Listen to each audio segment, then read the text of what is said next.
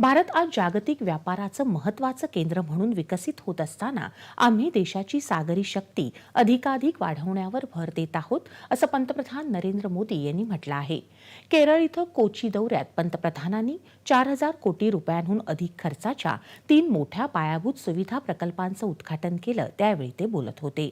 अमृत काळात देशाला विकसित बनवण्यात प्रत्येक राज्याचा वाटा महत्त्वाचा ठरणार आहे, असं त्यांनी सांगितलं. विशेषतः सागरी व्यापारासाठी बंदरांची क्षमता वाढवण्यावर त्यांनी भर दिला.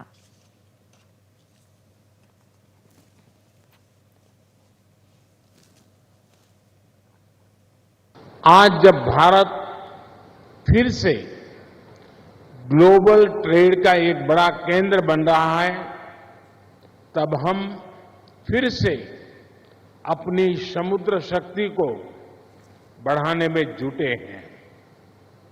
इसके लिए केंद्र सरकार समुद्र किनारे बसे कोच्चि जैसे शहरों का सामर्थ्य और बढ़ाने में जुटी है. हम यहां के पोर्ट्स की कैपेसिटी को बढ़ाने पर काम कर रहे हैं, पोर्ट इंफ्रास्ट्रक्चर पर निवेश कर रहे हैं. सागरमाला परियोजना के तहत पोर्ट्स की कनेक्टिविटी बढ़ाई जा रही है.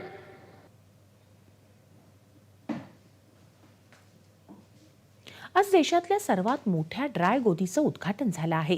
त्याशिवाय इतर प्रकल्पही केरळच नाही तर संपूर्ण दक्षिण भारताच्या विकासाला चालना देतील, असं ते म्हणाले. गेल्या 10 वर्षात देशातली बंदरं आणि जलमार्गांचा विकास झाला असून त्यात मोठी गुंतवणूक आली आहे. सरकारनं केलेल्या सुधारणांमुळे देशात खलाशांच्या संख्येत 140% वाढ झाली आहे, असं ते म्हणाले. सबसे बड़ा ड्राई डॉक मिला है. ये सुविधाएं केरला और भारत के इस दक्षिणी क्षेत्र के विकास को गति देंगी. पोर्ट, शिपिंग और इनलैंड वाटरवेज के सेक्टर में ईज ऑफ डूइंग बिजनेस बढ़ाने के लिए पिछले 10 वर्षों में केंद्र सरकार द्वारा अनेक रिफॉर्म्स किए गए हैं. इससे पोर्ट्स में अधिक इन्वेस्टमेंट आया है और ज्यादा एम्प्लॉयमेंट जनरेट हुआ है.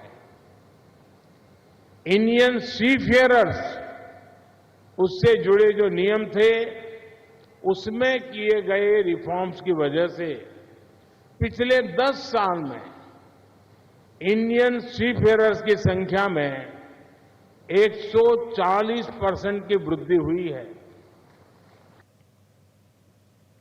आज उद्घाटन आणि लोकार्पण झालेल्या प्रकल्पांमध्ये कोची शिपयार्ड लिमिटेडमधील new dry dock, Kochi shipyard लिमिटेडची आंतरराष्ट्रीय जहाज दुरुस्ती सुविधा आणि कोची येथील पुथ्वीपिन इथं इंडियन ऑइल कॉर्पोरेशन लिमिटेड या तेल कंपनीच्या LPG आयात टर्मिनल या प्रकल्पांचा समावेश आहे. त्याआधी पंतप्रधानांनी आज केरळमध्ये गुरुवायूर मंदिरात पूजा अर्चना केली आणि देवदर्शन घेतलं. तसंच त्यांनी त्रिपुरायार श्री रामास्वामी मंदिरात पूजा केली. यानंतर पंतप्रधानांनी या मंदिरात अध्यात्म रामायणाच्या पाठाचं श्रवण केलं आणि वैदिक मंत्रोच्चारात सहभागी झाले. तसंच मंदिरात आयोजित करण्यात आलेल्या भजन कार्यक्रमाचं त्यांनी श्रवण केलं. पालय सीता वल्लभ राम, पालय रघुपति राघव राम, पालय सीता वल्लभ राम, पालय रघुपति राघव राम.